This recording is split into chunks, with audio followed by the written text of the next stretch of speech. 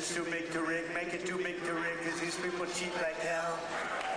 They cheat like hell, but we won it by a lot, and maybe we should run again. Should we run one more time? I'd like to do that. But I got more votes than any candidate in the history of Pennsylvania. Can you believe that vote? You would have gotten more. And today I'm especially honored to be here in the place that builds some of the toughest vehicles on the road, Mack Trucks. Mack Trucks is doing a great job.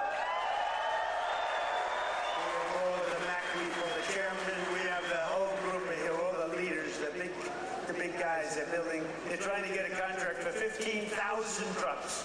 15,000. I said, that's a lot. I said, how many are you looking for? 10, 15? No, 15,000. So that's a lot of trucks. For more than 100 years, this legendary company has been making trucks right here in eastern Pennsylvania, building the heavy-duty machinery that keeps our economy rolling, our factories moving, and our industries roaring all across the nation.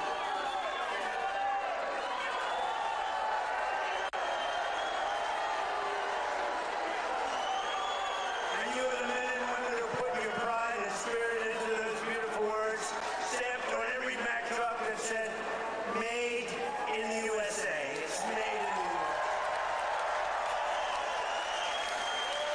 And I want to especially thank the president of Mack Trucks, Stephen Roy, who I just met, who's a great guy, a great patriot, very Republican too, which I like. He's a very strong Republican. Stephen, where are you, Stephen? Stephen. We got to get a certain very talented congressman reelected. You know that. We got to get him. Where are you? Where are you, Mr. Congressman? We got to get you back in. Thank you, and thank you, Stephen. But a very special thanks to every single worker at this fantastic factory. The job you're doing here is incredible. And I know you're applying for a big one, and we'll see how that goes. We'll have to call up some people and see if it's good. If your price is right. Is your price right, Stephen? I don't know. Maybe we'll get it down a little bit. We'll get it down. 15,000 trucks. That's a lot of trucks. But that's what this is all about. It's greatness. You built this country, and you are the ones who are making America great again. We're the hottest country in the world. For decades. For decades, the workers of this Commonwealth watched globalist politicians let other countries rip you off and close your factories, rob your jobs, take them away to foreign land. And then I came along. We stopped it very quickly. Then we had a rigged election. But they were so stupid they kept everything going a little bit for us. And what we've done in the last year and a half, nobody's ever seen anything like it. They put America first, they put China first, they put illegal aliens first, and everybody else first, but we put you first by a lot. But at long last, you finally have a president who is putting workers first, putting Pennsylvania first, and putting America first. We're doing that, and we're doing that like nobody's ever seen before. And starting on my first day back in office, and this goes all the way back to 2016 too, but right from a year and a half ago, nobody's ever seen anything like this. We're the hottest country anywhere in the world by a lot. But I stood up to the trade cheaters and abusers and violators of the world like no president has ever stood up before. And now I'm standing up again because Iran cannot have a nuclear weapon if that's okay. And we're doing quite well. I placed 50% tariffs on foreign copper, aluminum, and steel so they couldn't come in and steal your jobs. And sometimes even more than 100% tariffs. They weren't going to come in from foreign lands and steal your jobs. If they wanted to come in, they pay 100%, they pay 200%, they pay I don't care what it is. They're not going to steal your jobs, okay? And they stop.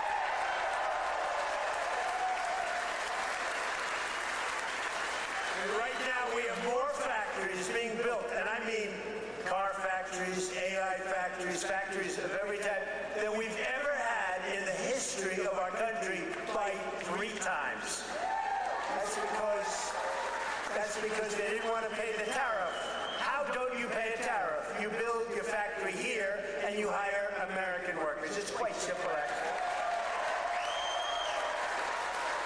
But as you know, I placed a 25% tariff on foreign automobiles, and very importantly, I posed a 25% tariff on medium and heavy-duty trucks, so that Mack Truck could do very well with this factory in Pennsylvania. But all American roads will be filled with American trucks very shortly. Very few people are able to compete with us anymore. They used to rip us off. It was like we were a bunch of babies. American labor worked with us, too. I just met the head of your unions, and they've been terrific. They work with us, and they're fair. They treated us good. Maybe we can negotiate a little bit tougher. Where the hell are the union guys? Those guys are great. They're great. There they are. I want to just say hello. We gotta make sure you vote for our congressman here. I'm not doing this for my help. Music. We even have music.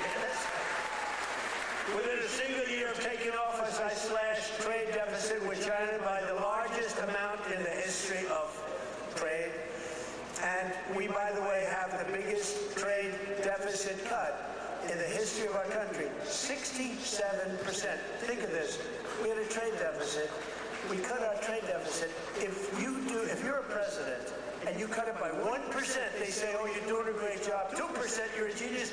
I cut it by 67%.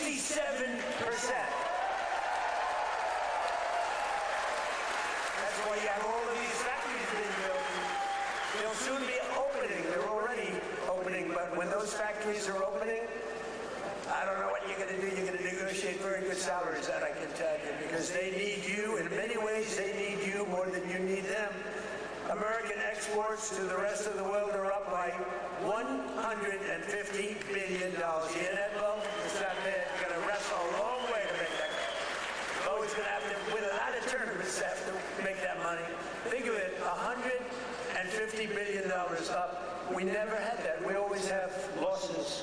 We take in much more than we send out. Now we're up $150 billion, and that's nothing, because when all these factories are opening up, Mr. Senator, what a great senator you have. Did you fight hard? David, did you fight hard? He was with me, I think, every stop. I said, where the hell is David? He's right there, sir.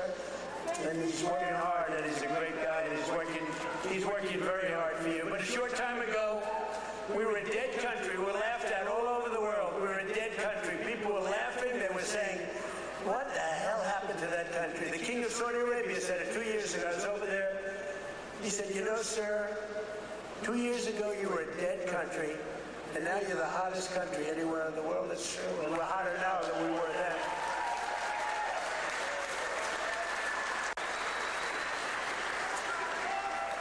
He then proceeded to announce that he's investing $2 trillion in our country, along with Qatar, along with UAE. Bahrain is investing, Kuwait's investing, but countries from all over the world, they're all investing in the United States. 2 years ago, they wouldn't even think of it. They thought we were finished. When I went to China 2 weeks ago, I met with President Xi, and we greeted each other, and he looked at me and said, man, do you move fast. Because they thought they had us, but now it's really the opposite. We are doing numbers that nobody's ever seen before. We're a great nation. But as you know, we just achieved a historic peace agreement with Iran to end the conflict in the Strait of Hormuz. And by the way, yesterday, 19 million barrels of oil flowed out of the Strait of Hormuz. A very beautiful.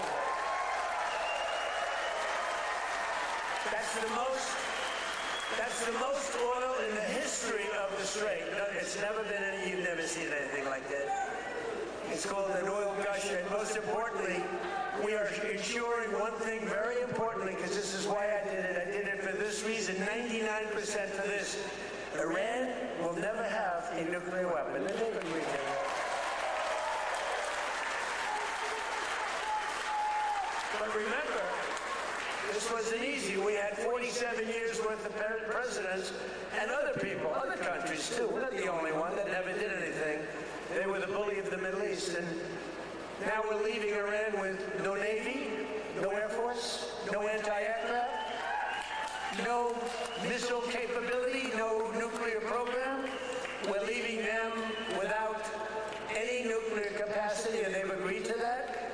we're getting along quite well, although if you read the fake news, you never know. Think of it. The fake news, they have no Army, they have no Navy, they have no Air Force, they have no anti-aircraft. We can fly over Tehran just at will. Nobody going to do anything to us. And then I read the fake news that they're doing quite well. They're not doing quite well. These people right there, look at all of them. Whoa! Whoa! Whoa! That's a lot of press. That's almost as much press as Bo had at the White House last week when he knocked out his opponent in the first round. He's got more. More press. But the Iran economy has been crushed and their defense industrial base has been damaged so severely that it'll take them many years to rebuild, many, many years. And now we're trying to work out a deal that's fair. And we also want to work out a deal. You know, the stock market hit a new high today again. And oil, for the first time in months, hit, think of it, $70 a barrel. So we got at 70. That equates to a very low price that oil is going to come charging down. And with oil comes everything else. Because I inherited from these Democrats. You know, they're Democrats. I changed the E for U. It's very simple, Democrats. I don't know why I didn't think of that 9 years ago. I just thought of it about a month ago. They're Democrats because their policies are so dumb. Men and women's sports. You know, Lotus was one of the great champions. Tony, could you have taken most women in the heavyweight championship? He was the heavyweight champion of the world. You think you would have had trouble with a woman of approximately your size? It'd be hard to find a woman of your size, but if we did, I think you would have been okay. What do you think, Bo? Could you have handled it? I think so. What about you, Bo? Could you handle a woman of approximately, or what, 182 or something? Think there's a 182-pounder that could give you a little tussle? I don't think so. I don't think so. He's such a nice guy. He said, no, not really. I don't think so. When she looked at those ears of Bo, when she looked at those ears, she'll say, I'll take a pass. She'll say, I'm not going to fight that guy. The average price of gasoline nationwide is down 60 cents a gallon just from a short while ago. And remember this. We had to make this detour. We had to go to Iran. You can't let them blow up the Middle East and then us, if that's possible. We would have gotten them before, but they would have blown up Israel. They would have blown up the entire Middle East. You can't let that. You want to see a bad economy? That's a bad economy. So remember that our oil in the middle of this conflict was less than it was for Sleepy Joe Biden. And we're putting out a fire. Biden, Clinton, Bush, all of them. Barack Hussein Obama. Have you heard of him? Have you heard of Barack Hussein Obama? None of them did anything. Obama gave them $1.7 billion in green cash. Remember, on a 747, they flew over piles of cash. $1.7 billion. Gave them hundreds of billions of dollars and thought they could bribe them into peace. No, the only thing they understand is what these guys in the front row understand is the hammer. Because if you look at what we did to their nuclear capacity with those beautiful B-2 bombers, that was truly a hammer. In fact, we named it a hammer, Operation Hammer. But our economy is ready to soar to levels the world has not seen before. I believe that, David. I think it's going to levels that nobody's ever seen before. All these factories are being built and they're going to be occupied. They're hiring people now. It's going to be something very beautiful. I don't know who's going to follow me, but remember that I was the one that did it, okay? Somebody's going to walk into office and they're going to have the most successful country in history, and they're going to be bragging what a great job they did. And we did it. In 4 long years of the crooked Joe Biden administration, they got less than $1 trillion of new investments. So think of it, Crooked Joe. What do you like better, Sleepy Joe or Crooked Joe? Ready? Sleepy Joe. Crooked Joe. I'm surprised. I like Sleepy Joe better, but they're both good. I use them both. But in less than 1 year, so they did much less than $1 trillion of investment from outside the world. Much less than $1 trillion. We just have the final. We had 11 months and 18, but we just got the final. $19.1 trillion in 12 months. Can you believe it? investment from all over the globe. And since the election, the stock market has set 73 all-time records. In other words, yeah, sit down. We got plenty of time. It's an honor that you all stand. Oh, look who we have, the Wall. Stand up, Wall. Look at this guy. Oh, I'm going to get a suit just like that guy. I'll bet he's been to 200 rallies. Him and, where are my guys? Oh, look at my guys, front row Joes. I got these front row Joes. And where are the women from North Carolina? They're here. They travel all over the world. I don't know what the hell's with their husbands. These beautiful women from North Carolina. They travel all over. They went to 200 rallies. How many rallies have front row Joe's gone to? Hundreds. Everyone. And then it was very sad. My last rally, I said, I may never see you again, right? And then we won the election in a landslide. And who the hell do I see? I see my front row Joes. So I'm happy about it. Thank you. What a group. We had some group with me all over the place. And when they didn't make the front row, it was very demeaning to them. They were not happy, right? But the front row, they became actually very famous, front row Joes. And the typical 401k, as you know, is up almost $30,000 in, it was 12 months, it was 13 months. It's up 44%. Think of that, up 44%. Because, you know, as goes the stock market, so goes a lot of your own wealth. And I tell about this police officer. I met a police officer first time, similar thing, but now the numbers are even more. I was in New York. I met a great police officer, New York finest. And he said, sir, I want to thank you. I said, for what? He said, my wife didn't think much of me very much. We were having marital difficulty, actually. She thought I was nothing. I'm a police officer. I'm a tough guy. I looked at him. The muscles were all over the place. He didn't suffer from that. But she thought maybe that muscle wasn't so good because he was always losing money in the stock market. And he said, sir, in the last year and a half, my 401k is up 74%, sir. And she thinks I'm Warren Buffett. She thinks I'm a super genius. I said, how are you getting along with her? He said, well, I'm not so sure I like her anymore. But that's like, I won't tell you that. I refuse to say that. He's getting along just fine. But a lot of people have come up to me, David, and they thank us 401ks, you know, the stock market. Who has a 401k here?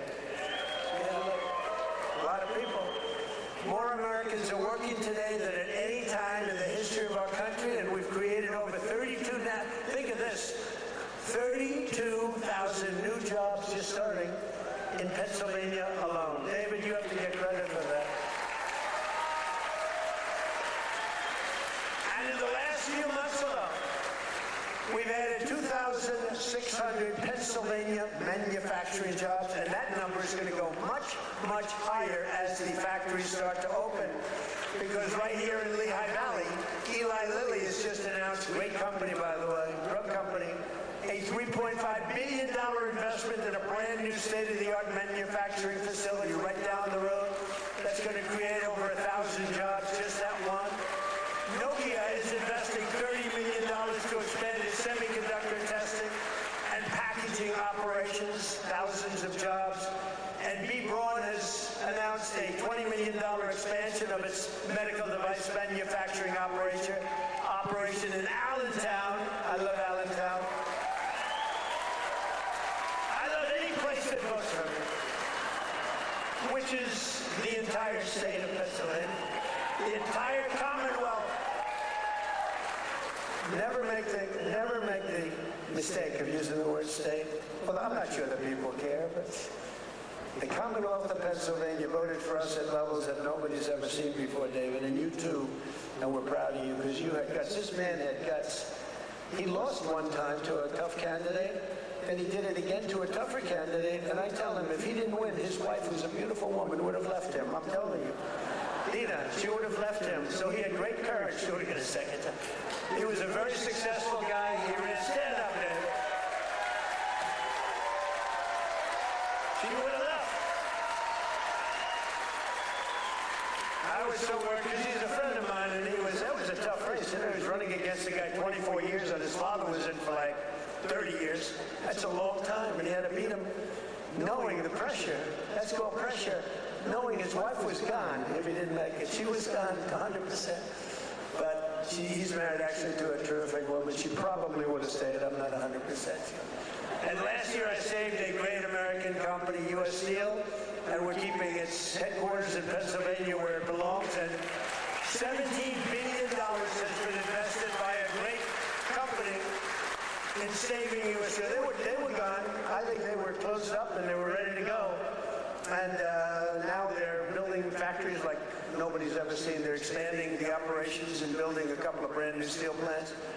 They're up to over $17 billion, which is a lot more than they even told us, because they've fallen in love with this Commonwealth. They've fallen in love with your whole area, the people. I think they've fallen in love with the people more than anything else is what they told me, because they've done more than they said they would. And thanks to our great Republican majorities in Congress last 4th of July, I proudly signed the largest tax cuts in American history. We gave you the biggest tax cuts in American history.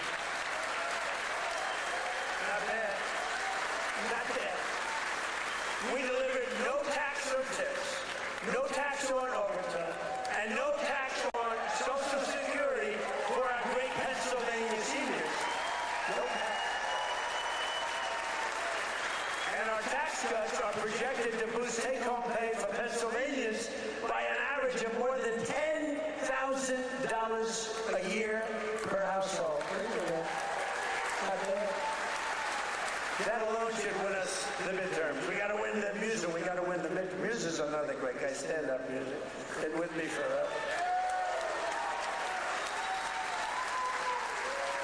He was thinking about running for governor. I think he would have won, but he was thinking about running for governor. And they said, I want you to stay in Congress. I want you to stay. And we appreciate it. You've done a great job. But always remember, every single Democrat in Congress voted against our tax cuts. So think of it. All of those tax cuts and many more, they want to raise your taxes, not lower them. They voted against tax cuts. You know, all my life, I should have been political in that I found it very interesting. I was a very successful real estate person, but I love watching politics. And my whole life I watched politicians say, we will cut your taxes, we will cut. I never heard these people say, we will raise your taxes. This country has gotten very strange politically, especially with all the communists that are up for election. You know, you have communists. These aren't socialists, these are communists. And they're all up. How about the guy in Maine? He's got the Nazi stickers. He's got the whole deal, and they're trying to say so for 8 years, 10 years, they said Trump is a Nazi. Now they can't say that anymore because they have a guy with a tattoo on his chest. Unbelievable. But they voted against no tax on Social Security. They voted against no tax on tips. They voted against no tax on overtime, and if they got into office, you will have all of those taxes and all of that money that you're saving, including the big savings on Social Security. It's going to all be terminated. You're going to have to start paying it. They want to pay it. I don't know what's wrong with these people. They voted in favor of the estate tax or the death tax on your farms and your businesses. You know, farmers and small business people, they love their children. If they love them, it's great. Most of the people love them. Some can't stand. I know people that can't stand their kids are not going to leave them 10 cents. But if you love your child, you want to leave your farm, especially from these farmers, it's born in them somehow. They want to have their children on the farm. The children don't want to leave, but sometimes they're land rich and cash poor. You know, I've known that expression too. I've oftentimes been land rich and cash poor. It's not a good period of time. And you die and you have an estate and they tax you at 40, 50, 60%. And they end up losing their farm, losing their small business. And in many cases, you don't read about this, they commit suicide. They actually go out and commit suicide because they're forced off their farm by a bank. They have to go out and borrow money from a bank. And they're forced to go out, borrow the money. They're unable to pay the loan at the bank. Even if it's a nice bank, they give them a chance, they give them another chance, and then they ultimately foreclose, they lose everything, and in many cases, they commit suicide. And I said, we're not going to have that crap go on. So you have no estate tax to pay on your small farm, small business, on your farms, your businesses, and you can, if you love your children, you can leave your farm small business to your child, and they're not going to listen. If you don't love your children, then don't listen to what I'm saying, because it doesn't matter. If you don't like them, don't leave them anything. The hell with them. They probably deserve it. But think of it, the Democrats voted against the border wall. The border wall gave us the safest border. We have the safest border now in the history of the country.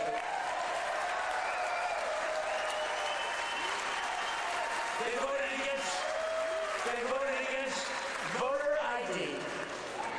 You know why they voted against voter ID? Because they want to cheat. There's only one reason, Mr. Wall, right? Correct. Where do I get that suit? One day, I don't know if it's very presidential. I'm going to walk up in a suit with the design of the wall on it. I don't know. What do you think? I already have a very elegant wife, and she says, darling, please, don't dance. It's not presidential. I said, but the people love it when I dance. And she said, please, the men and women's sports, please don't do the weightlifting thing. And don't do the swimming thing. You know, the weightlifter where he goes up. And the record stood for years and years. And this young lady, she's trying out for the Olympics, and she's going to do it. And the record stood for 19 years, and they put an eighth of an ounce on one side, an eighth of an ounce on the other. They have to understand, Melania, who's now a movie star, she got the #1. Can you believe she hit me with it? That's not good. There can only be one star in a family, please remember that. But they put a little eighth like a feather on one side, a little bit just to break the record. The parents are sitting right there where Big Bo is. He's a nasty guy, that punch he threw. Gotta be very nice to Bo. I gotta be very nice. Gotta make sure he's never angry at me. But she said her parents are right there in the front, and they're so proud. The father's not so proud because he knows she's not gonna do it. Because she's a woman. That's a lot of weight. The mother, though, is screaming, darling, I love you. Do it. And she gets over the weights, and she stays. And then she gets him, and she gets him. And the mother's screaming, darling, I love you, darling. And the father's looking, saying she has no chance. And she's like this, you see it? Drops him. And she's like devastated for the rest of her life. And then a guy comes along who transitioned. That's the term. I've gotten very good at that term. I used to take a lot of heat for my definition of the movement over. But he transitioned. He was a poor, very poor, bottom of the line, male weightlifter.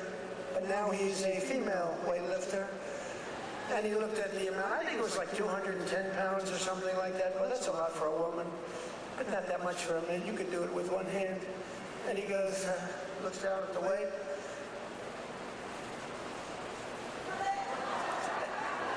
I think he did a few things for emphasis. And he won the medal. And everyone said, oh, isn't that wonderful? Are we crazy? Men should not be able to participate in women's.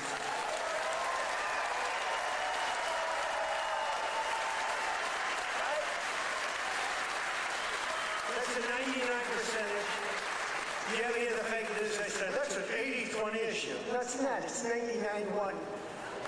You know, I've been doing politics now for 10 years. Not that long, considering I've won 3 elections. You know, so but we did great in the second one. It was a big deal.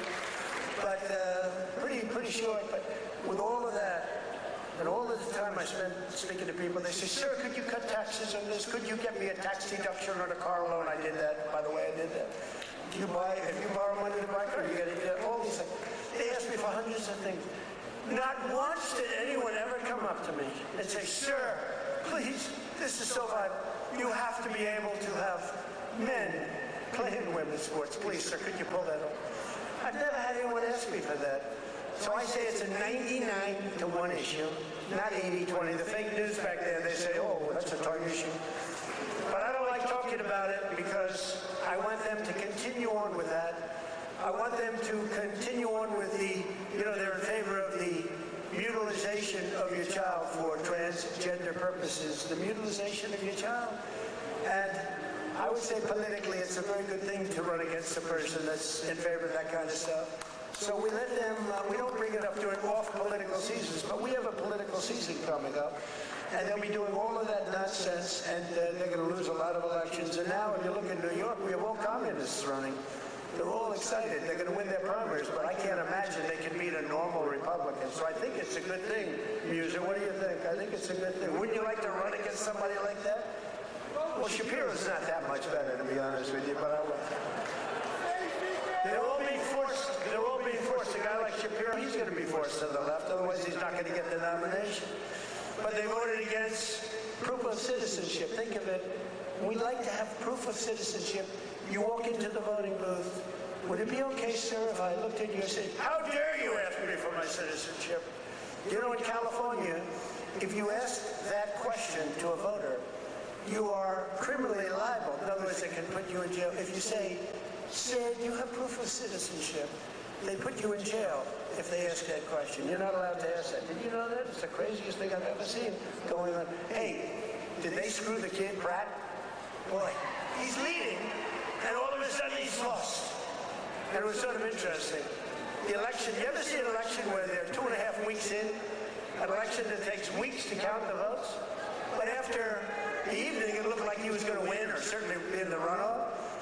And then I started hearing rumors as the days went by, days and days went by, that Pratt is fading. He's fading. I said, they rigged the election.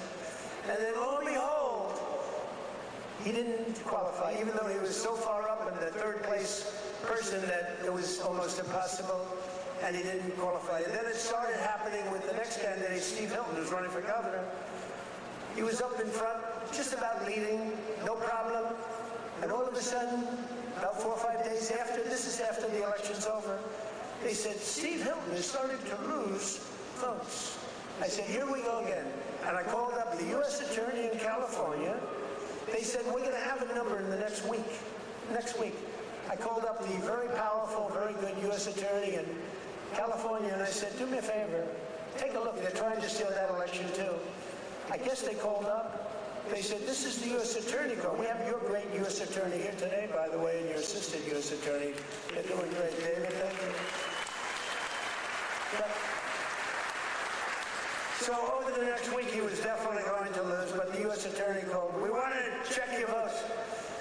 About an hour after the call, ladies and gentlemen, Mr. Hilton has won. So had I not made that call, Steve Hilton would right now be watching the election from home. So I don't know. He would have a great chance, but the election's totally rigged. California's totally rigged. All mail-in ballots. It's a disgrace. We got to pass the Save America Act. Okay.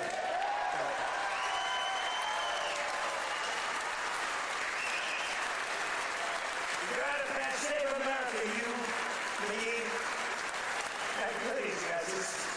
What love. A friend of mine is a very big real estate developer, but he's got a problem with speaking in front of crowds. He chokes, he chokes like a dog. He said, how do you do it?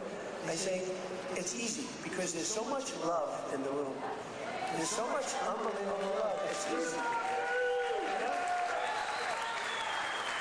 He's got this tremendous fear of speaking. He said, the guy's a major player. Most of you have heard of him. And he's a killer.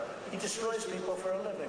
Financially, not physically. Financially, physically, he can barely walk. He's a basket kid. But he's up here. He's very smart. And he destroys people. Very rich.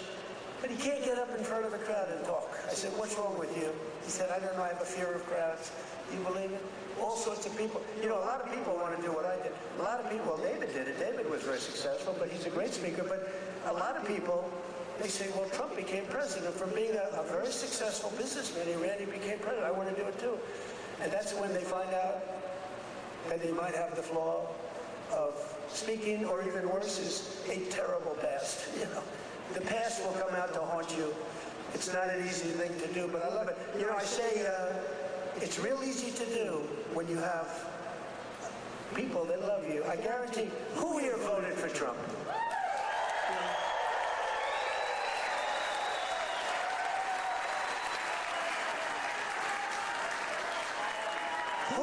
Who didn't? What? This is dangerous, so don't raise your hand. Think you're going to be cute, because you might be a big big problem. And they'll blame me for causing problems.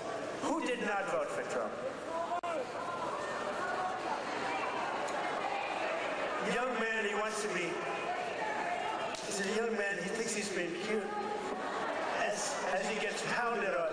No, he just said, no, I did. I was the first. He said I'm the first to elect. But the Democrats voted in favor of Iran having a nuclear weapon, and they voted against military spending, but I overrode that. Let me tell you, if the Democrats get in, your 15,000 trucks that Mr. Roy is looking to get are dead. They're not going to have 15,000, they're not going to have 15 trucks. They'll be back to the number I originally guessed, right? How many are you making, 15? 15,000 trucks will be down to nothing, zero. And they'll make you put electric on it, electric, so that when you're in the middle of a jungle someplace and you need a charge, where's my charging booth? As opposed to carrying a nice tank of diesel on your back, throwing it in and taking off, right? Where's my charging booth, they'll be saying. They created we created the strongest military in history, and you see that with Venezuela, one-day operation, like, right? And now we're making a lot of money with Venezuela, and Venezuela's doing great also. It's a happy country now. But it took us exactly 48 minutes to win that war. We're the greatest military in the world, 48 minutes.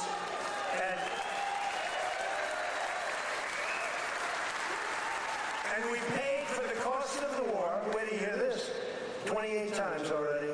More, but 28 times. So the cost of the war, we've already, because we brought millions of barrels of oil out, and we're getting along great. The people running it, they're our people, they're great people, and the people are happy in the country. They have smiles, they were miserable, they were starving, but they have a lot of oil under that ground. You know how you find oil in Venezuela? Just look at the ground. You'll see oil bubbling up. They have so much oil. They don't know what to do with it, but they had a bad system. They're making more money now for the country than they've ever made before, and we're making a lot of money too. But also Iran, we knocked them out. 1 week it was essentially militarily over. Much bigger country, 91 million people. And much different ideology. The ideology of the Muslims is slightly different than the ideology of the Catholics. We have the Catholics and the Muslims, slightly different. But Venezuela's been great, and Iran's been great. I mean, if Iran's reasonable, if they're smart, otherwise we'll have to finish the job, which will take about maybe less than a week. But they're going to be okay, I think. They're going to do what they have to do because we want to have it done. But they voted against lower energy prices, the Democrats did, and then they went on to create the highest energy prices that we've ever had in the history of our country. People don't realize that. Much higher than ours during a war. They had the highest inflation in history. The highest inflation in history, they say 48 years, but that's sort of history as far as I'm concerned. And they were absolutely terrible on affordability.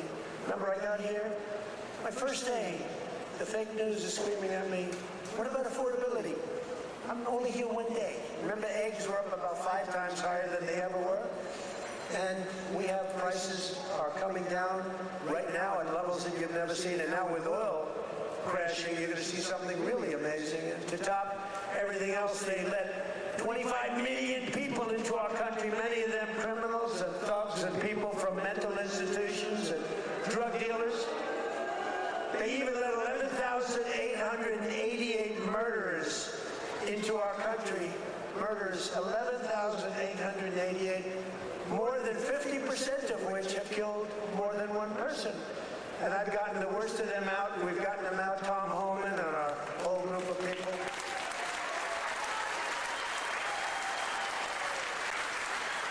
But the Democrats want open borders, and they want them all to come back in. You can imagine that.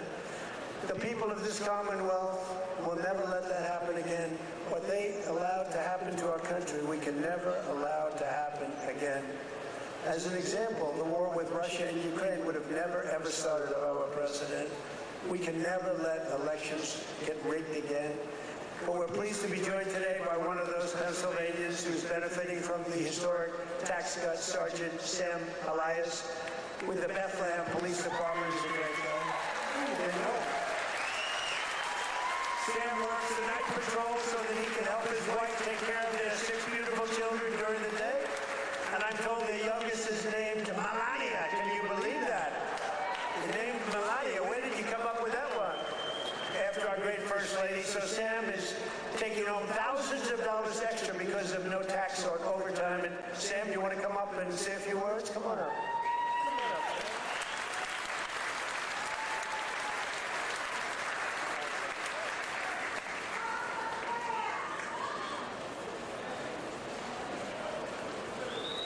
Thank you. Good afternoon, everyone.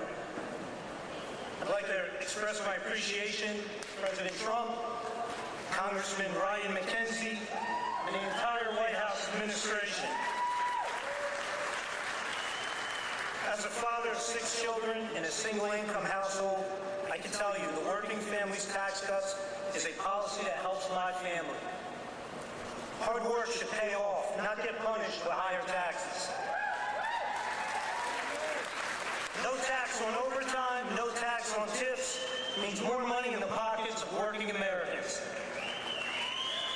For my family, these savings have translated to what was once a day trip to the park, is now an overnight stay at the Jersey Shore.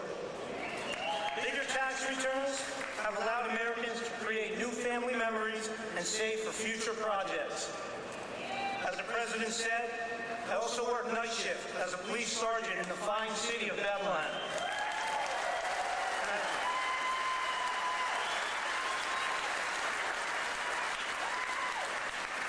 A shortage in police recruitment has left our department depleted of officers. Our officers get called out for overtime to cover these shortages. Some pay periods, officers are working over 40 hours of overtime. That's why I'm grateful for no tax on overtime. Thank you, Mr. President.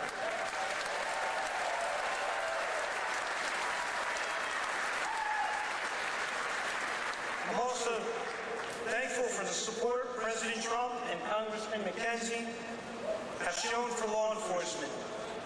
You understand that communities thrive when we invest in public safety. Congressman McKenzie has stood strong with public safety and working families.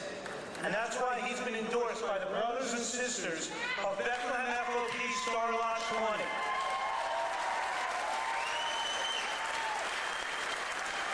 Congressman McKenzie has been on the front lines in supporting public safety. He secured $700,000 for the Bethlehem Police Department for much-needed technology and equipment upgrades at our police department, along with bringing home $1.6 million in funding for volunteer firehouses and infrastructure. Thank you, Congressman.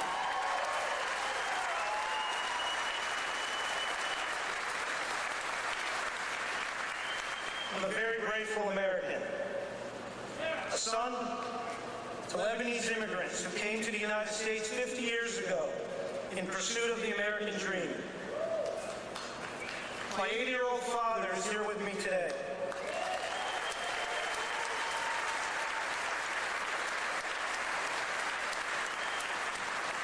He would often tell me, work hard and it'll pay off.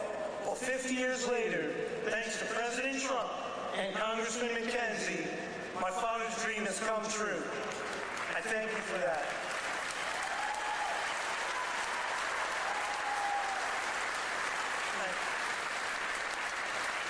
Additionally, thank you to President Trump and your entire administration.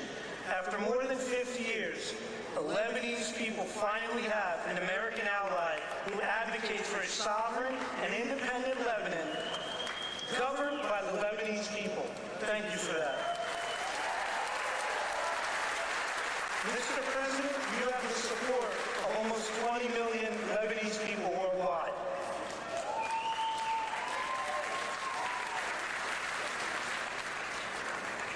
Leadership is more than a title, it's action. I'm grateful for the actions coming from President Trump and Congressman Ryan McKenzie. Your actions have prioritized the American dream. Less taxes, safer communities, and America First policies. I thank you, President Trump. Happy belated birthday, and happy birthday to the United States of America. Thank you, and God bless.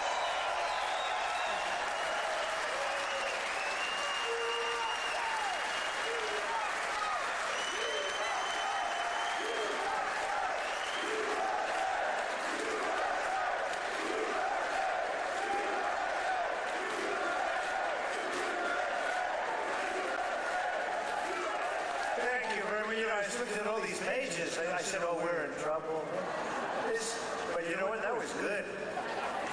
That was a good job. I was a little worried when I saw the page.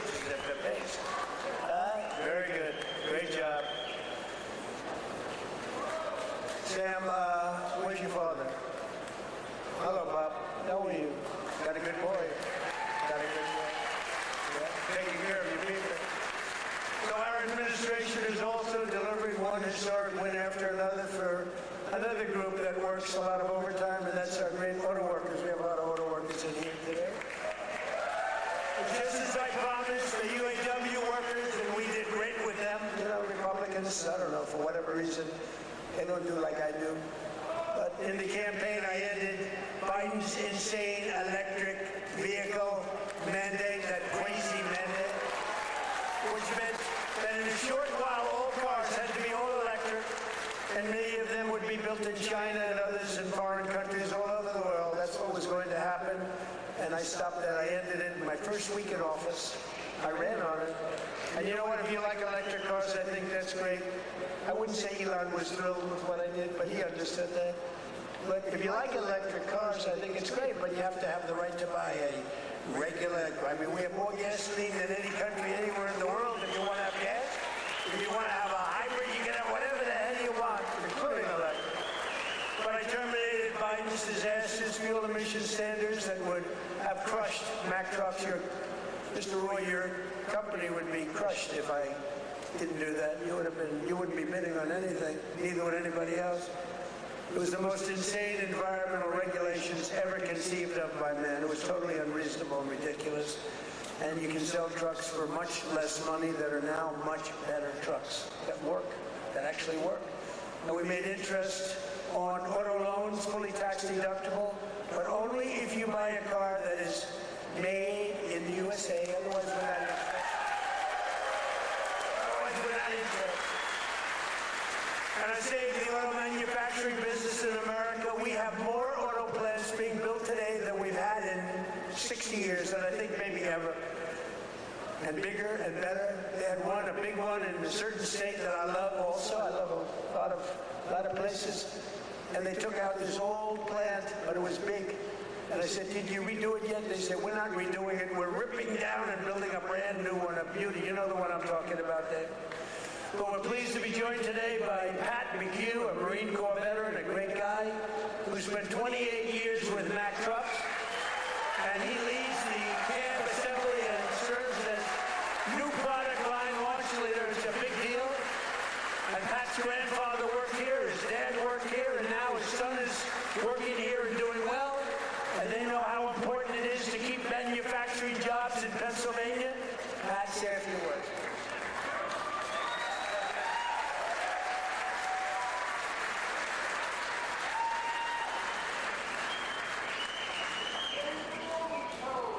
Wow.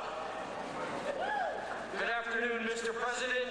It is a profound honor and privilege to have you here with us today to help celebrate the upcoming 250th birthday of our America.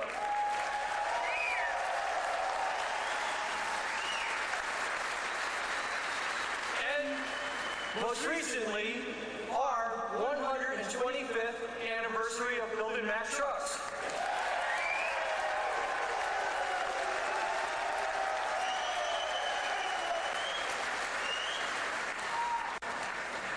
My name is Patrick McHugh Jr., and I am a proud Marine Corps veteran.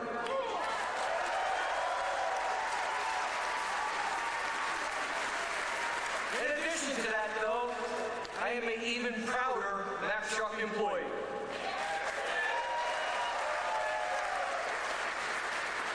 Standing here with me today is my father and my son, both Mack Truck workers. Together, they have a combined 78 years working experience building the greatest trucks on earth.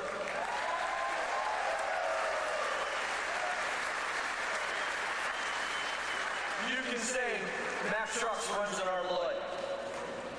At Mack Trucks, we work hard to build the trucks that help build America. And we are proud that those trucks are built in the United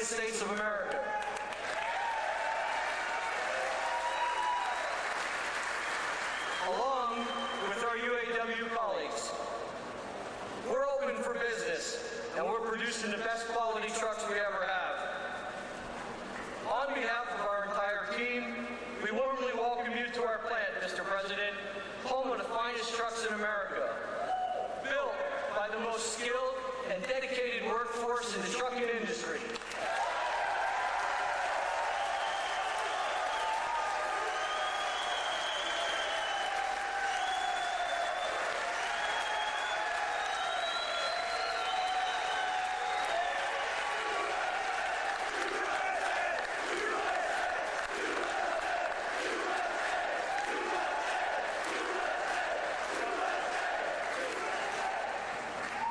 So, Mr. President, I want to say thank you for choosing to highlight Mack Trucks on your visit today, and thank you for supporting our American workforce.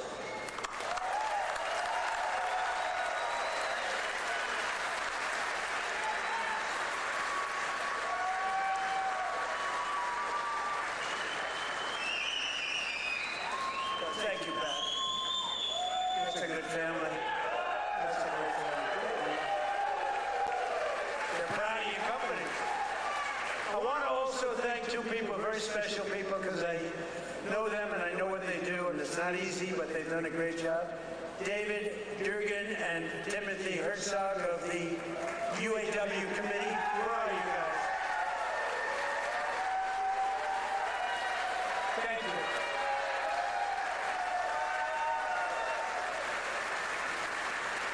They do a good job representing you. Ease up just a little bit so they can get the contract. Just a little bit. Thank you, fellas. Get this congressman elected. That's what you got to do. But we're pleased to be joined also by Labor Secretary Keith Sonderling. Keith, where are you, Keith? Where's Keith? Hi, Keith. Good job. Is he treating you guys good? Is he all right? He better treat you good. A very special guy, somebody that everybody wanted, I have to tell you, everybody wanted him. He's some person who was actually an astronaut. He went out, he made a lot of money because he's smart, and he's now the NASA administrator. You saw that rocket 2 months ago up and go around the moon in record levels, the furthest any ship has ever flown, and come back, and he's working very heavily on the moon, but what he's done with NASA is amazing. And he's a very special person and a brilliant one, Jared Isaacman. Jared, thank you.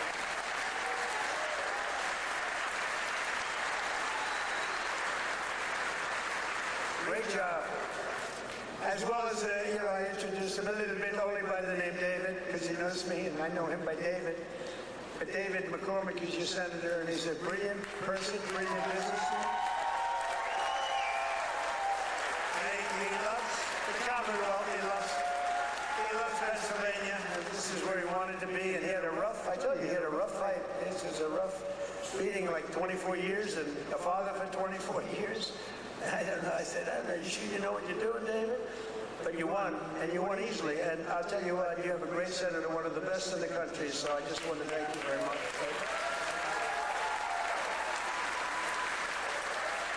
And 4 warriors for Pennsylvania in Congress. These are warriors. Lloyd Smucker is here. Lloyd, thank you. Thank you. John Joyce is here. John, thank you. Dan Muser is here. Thank you. And these guys are all in good shape, but we got to get Ryan McKenzie elected. We got to get Ryan. I'm not here for them, I'm here for him. We got to get Ryan elected. Run up here, Ryan, fast. Nobody wants to hear you. Come on, just run. Nobody wants to hear you, Ryan. Do what David did. He'd go up for 1 minute. Thank you very much, everybody. It's nice to be here. And everybody thought he was the greatest speaker. Okay.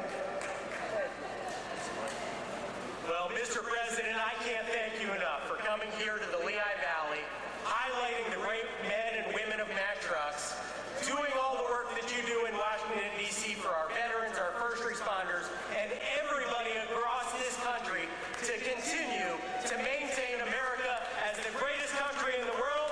You are the president that is fighting for all Americans. Thank you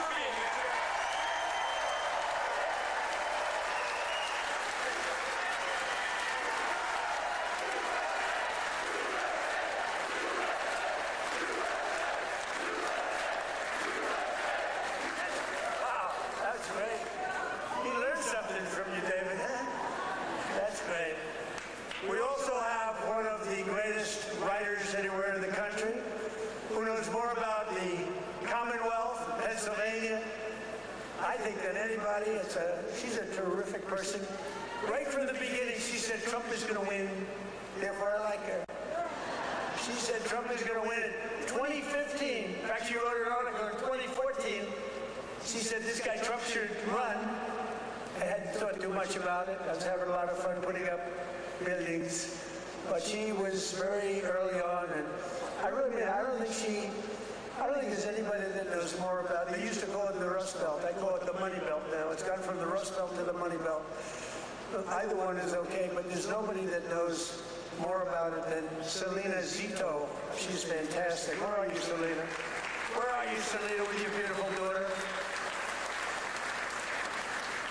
Thank you, Selena. Selena's an incredible woman, and her daughter is following in her footsteps.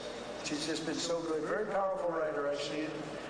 Some of the biggest papers in the world. It's nice to have good stories on occasion, truthful stories. Thanks as well to the president of the NRA who's here with me, Bill Bockenberg. Bill?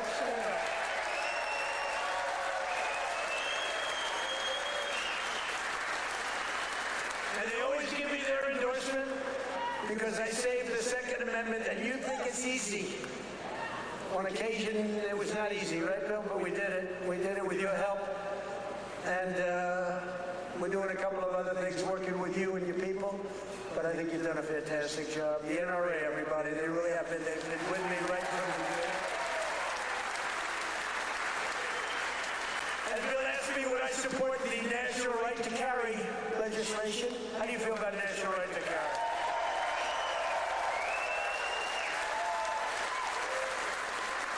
That's my free poll. You know what that is? That's a free poll. I don't have to pay $300,000 to somebody that doesn't even do polling, you know? You give your phony numbers. See, those are real numbers. National right to carry. Yeah, we're working on it. And we have a very special guest who you just saw on the highest rated fight show ever in the history of television, the UFC Freedom 250. So this guy, well, I just have to set it up a little bit if I don't mind. Because I'm thinking, you know, I'm a similar size. I weigh more than he does, actually. So therefore, I have a tremendous physical advantage over him. His muscles are slightly harder and slightly younger. He's a lot younger. But I think I can do it because I'm a great athlete. He knows I'm a very good golfer. And I'm much better off on the golf course against him than I am with the wrestling man. But he went virtually undefeated. I mean, he went 4 years. He was the top wrestler. His friend, Tony, who's another champion. I'll introduce you to, Tony. But these two guys were on the Penn State team. And Bo Nickel, but, I mean, you couldn't defeat the guy. And then, he had every battle. I guess he was a 3 or 4 time All-American. But then he turned pro and he went to the UFC. Did you find them tougher? Yes, a little different. You know, a little different. But he's won just about everything. But he had a big fight last week with a lot of pressure, with the White House in the background. And he's a guy that I like. I met him a while ago. I looked at the ears. I said, man, this guy's a fighter. You can tell a lot by the ears. And he told me, no, he doesn't mind the ears. He likes them. It's almost a symbol. For great fighters, it's a symbol. That's why I'm worried about you, Tony. You have pretty normal ears. But I got to know Bo a little bit, and I got to root for him. And I almost felt like his father up there. His father's great, but I felt like his father, so I was nervous for the fight. And he was fighting somebody that Dana White, the great Dana White, is a phenomenal guy. He said, Bo's got a tough one tonight. I said, why? Why do you do that to him? Because if you lose at this night, it was the biggest audience they've ever had, by far. The whole world watched it. The people at the White House, we had 5,000 seats around the cage we built. And we had 100,000, more than 100,000 people in the park right next door. We had the largest television audience they've ever had, by far. They said, why do you have to give him such a tough opponent? He was pretty tough. But then it happened. So Bo is known as a great wrestler because he was the best wrestler by far in college. Nobody could beat him. And I figured Bo would be wrestling. But no, he wasn't wrestling. He was punching. I said, Bo, grab his legs and start wrestling. That's what you do. But he didn't do that. He didn't listen to me. And he got a shot off that was brutal. And in the first round, right, knocked him out. He was really knocked out. Great fighter. The guy was a great fighter. Is a great fighter. So I just want to thank, he's from Penn State. He loves Penn State. He is the NCAA wrestling champion. And just fantastic. And his friend, and you probably know, is also, I think you were roommates, right? That's a tough room. I wouldn't want to fight these two guys. Let's go pick on those two guys. I don't think so. But he was the heavyweight, and he lost a lot of weight. He weighed 35, 40 pounds. I asked him, how much did you wrestle? About 40 pounds heavier. In other words, you want to live, right? You decide to listen. But he was also the champion, NCAA champion, and his name is Anthony Cassar. So come up here, fellas, because I want to just ask the audience a question. Come here, bud. So here's my question.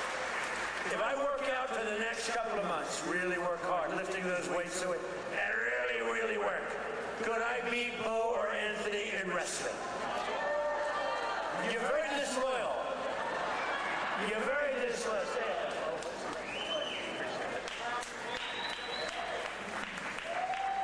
Wow, what an honor to be here. I think walking up here, I was almost as nervous as the fight, but it feels like a fight. Yeah, it feels like it, but this is exciting. I'm grateful to be here with everybody.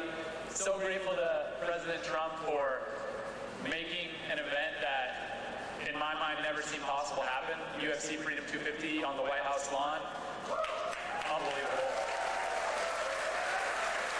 I don't think there are too many presidents that have the courage to do something like that, and, just so unbelievable. For me, both my parents were high school teachers. My dad was a wrestling coach. My grandpa was a wrestling coach, and I grew up around sports and just competing from 5 years old, and so to be able to do something like that is a dream come true, and it's just through hard work, effort, discipline, and a lot of time in the wrestling room, a lot of time in the cage that I was able to do that, and that's really because America is the land of opportunity, and if you set your mind to something and you feel passionate about what you do, you can accomplish anything, and thank you.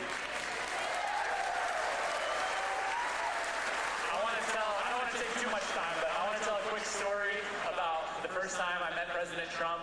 It was in 2019 at the White House, and our team and I won the Nationals, the NCAAs, and at Penn State we are. And we were given the opportunity to meet President Trump, and it was really special because he took a lot of extra time to talk with us as wrestlers. I think he respected the wrestlers a lot, and I told him that when I'm done wrestling I was going to fight, and he asked me if I needed a manager.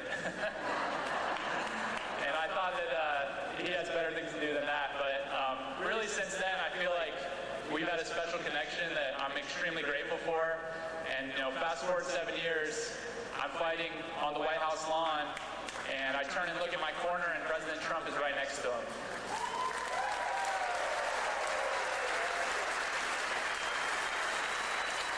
And so it felt to me like he was in my corner. I know that was something that was just so special, and I feel like just incredibly grateful. And overall, the whole week of the experience, everything, the word that kept coming to mind and the emotion that I kept feeling was gratitude.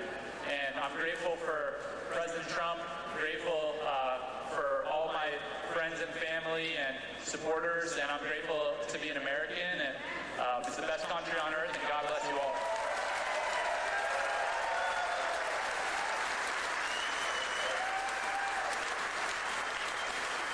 How's everybody doing? This is an awesome crowd. I'll keep this really short. It's just an honor to be here. Bo and I have been roommates since our freshman year at Penn State, and never could imagine this, but it's an honor to support Mr. President, this great nation, and the American workers that build the foundation of the United States of America. So as a small business owner, real estate investor, I just want to thank President Trump for the big, beautiful bill, all he's done for small business owners. And most importantly, I pray that God will continue to bless him and guide him to lead this great nation, and God bless all of us. Thank you.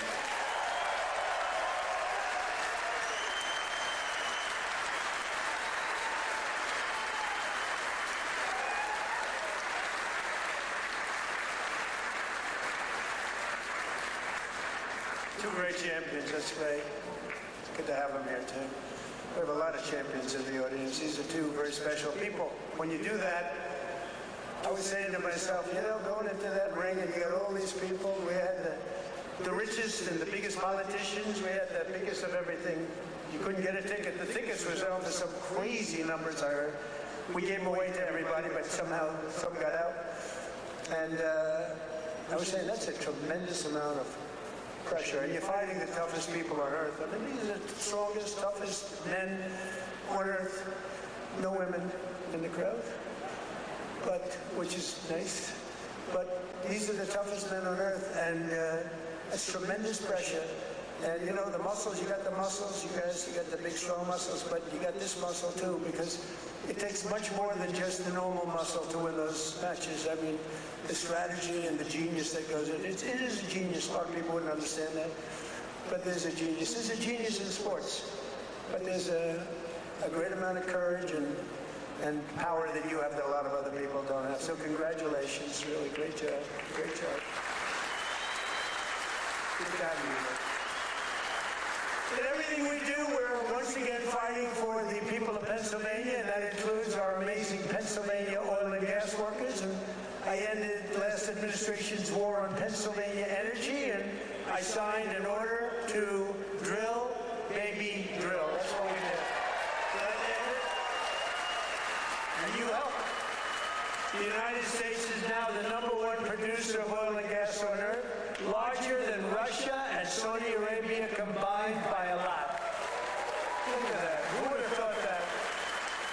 We were in 4th place. Now we're larger than, that doesn't include Venezuela. Include Venezuela once because it's essentially should be included. I also ended the war on clean, beautiful Pennsylvania coal. In fact, in my administration, you're not, because you know coal was dead.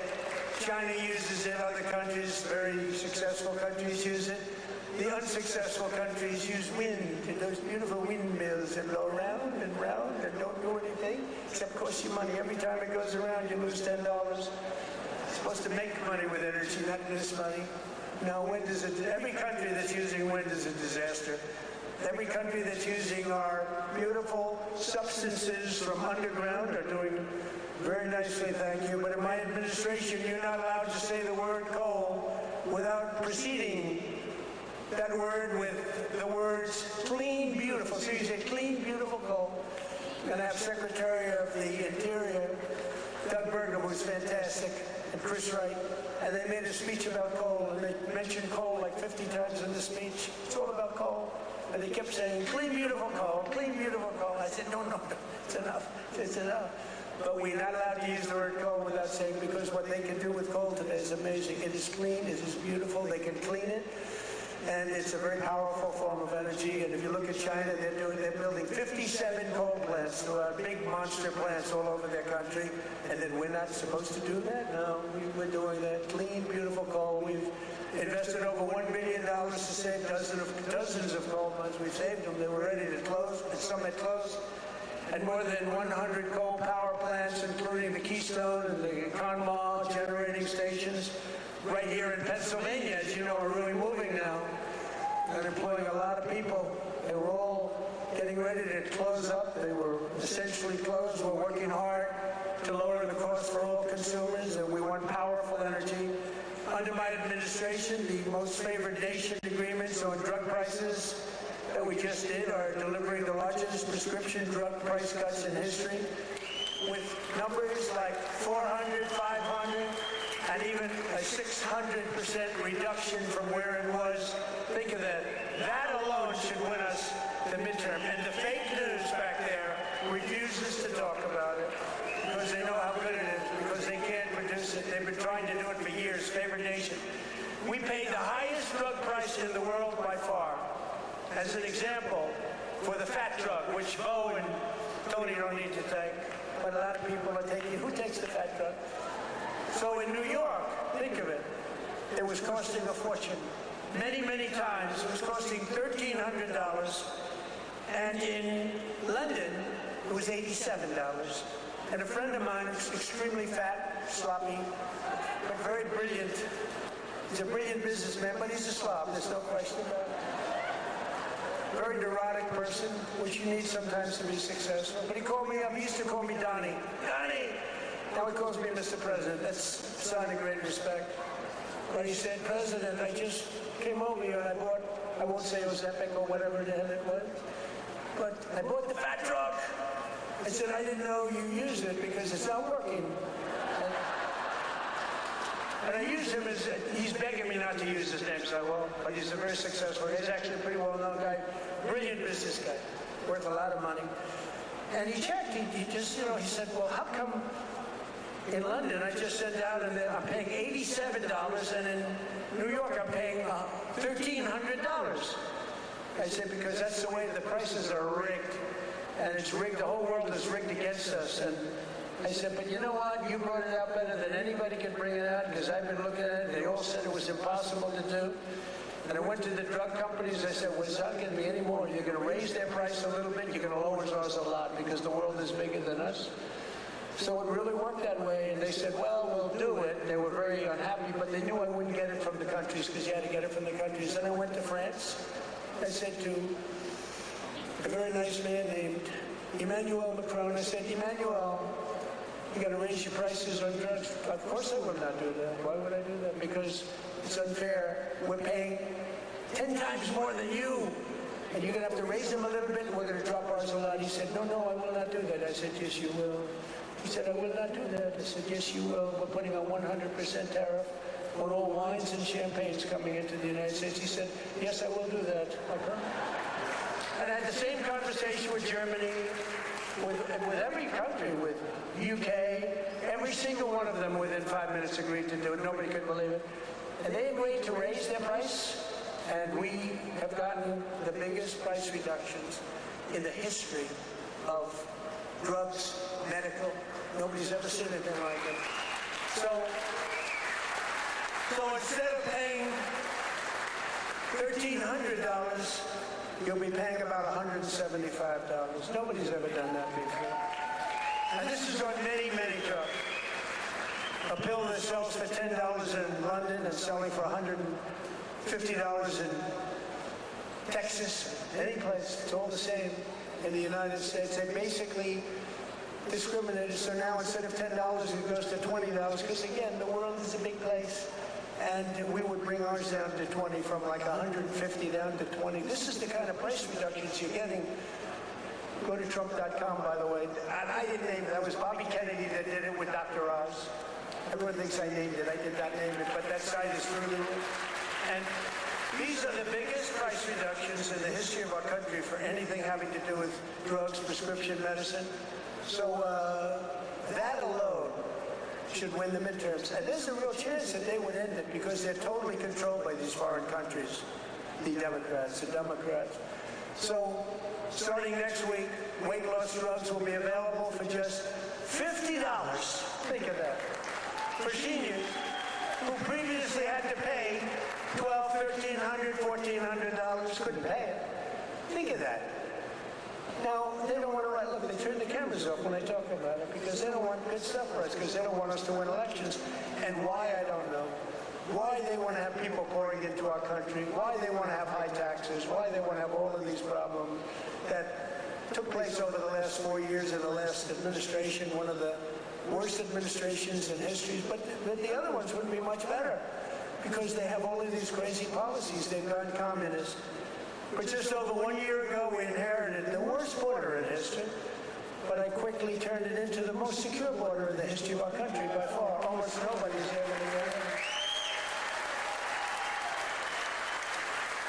And in the past 13 months, and this is a chart kept by generally Democrat people, in the past 13 months, 0 illegal aliens have been admitted into the United States.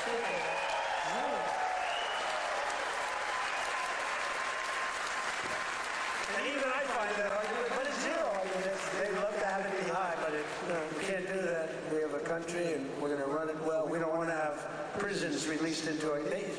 Some of these countries were emptying their prisons into the United States of America through the southern border. Prison population. Some of the countries had no prison population left. You know what that says them? Some of them had no mental institutions. The mental institutions were taken. All of those people were were taken to our southern border and allowed to just walk freely into our country under Sleepy Joe Biden and his group of thugs, their group of real thugs. Weaponization, that's all they're good at, weaponization and cheating on elections. In 2025, we achieved the largest drop in the murder rate ever recorded in the history of our country, despite the fact that we haven't gotten all of these criminals out of our country. We had the lowest since 1900, that's 125 years ago.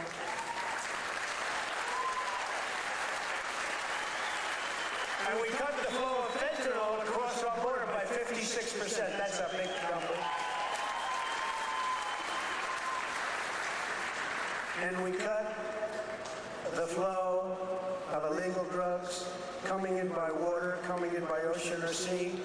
We cut it by 97%. 97%.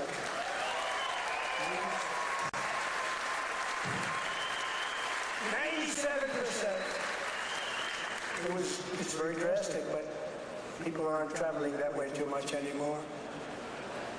What we're able, we have the most powerful. I built the military in my first term. We used it in my second term, more than I thought, but we have no choice. We have no choice. But think of it, we cut fentanyl. For years they've been interdicting. They've been grabbing boats, bringing them in, putting them in court. They go out by the same night, they're back, sending drugs by the ocean, by the Gulf, by the sea. And now it's down 97%. And we're looking for the 3% because I think those 3% are more brave than Ron Nickel was any day. The 3% of the people that are willing to get into a boat to deliver drugs now, they are the bravest people perhaps anywhere in the world. But it won't happen long, but what we've done is amazing. Our military, we have the greatest military in the world. We have the greatest law enforcement.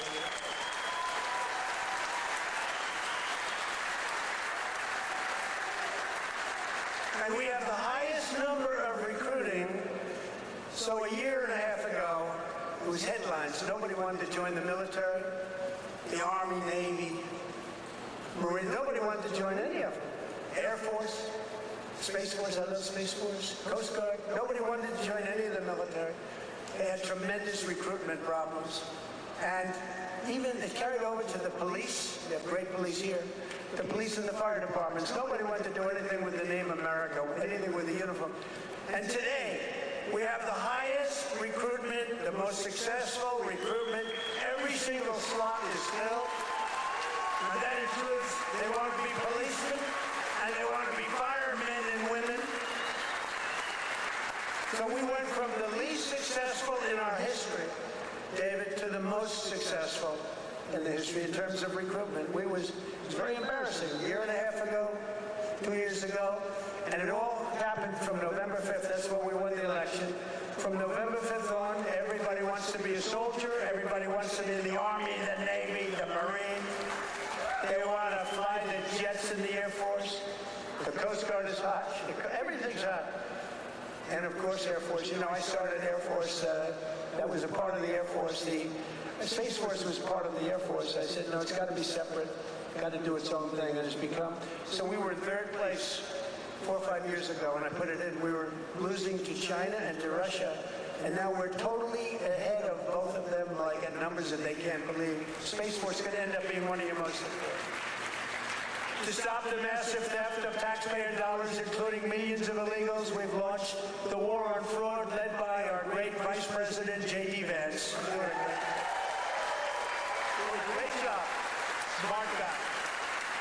We ended Medicaid for illegal immigrants, and we redirected $50 billion to make the largest investment in rural health in the history of our country, hospitals and everything else in the rural area. And with the help of our Republican majorities in Congress, we will defend our jobs, our factories, our safety, and we will defend our borders like never before. We will crush violent crime, impose harsh new penalties on dangerous repeat offenders that shouldn't be in our country, crack down on Marxist prosecutors and judges, and we will immediately end the most dangerous thing that's ever been put into our country from the standpoint of law enforcement. Is called no cash bail. You kill someone, you go to the judge, they let you out, then you kill somebody in the afternoon. It's crazy. That was the beginning of crime. We will pass the great health care plan to stop all payments to big insurance companies and give the money directly to the people so they can buy their own health care, which will be much better care at a much lower cost. And we will pass the Save America Act to protect our sacred American elections.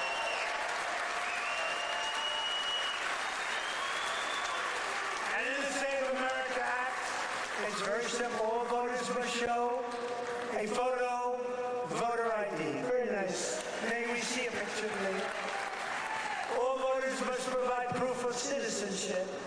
And there will be no mail-in ballots except for illness, disability, military deployment, or travel.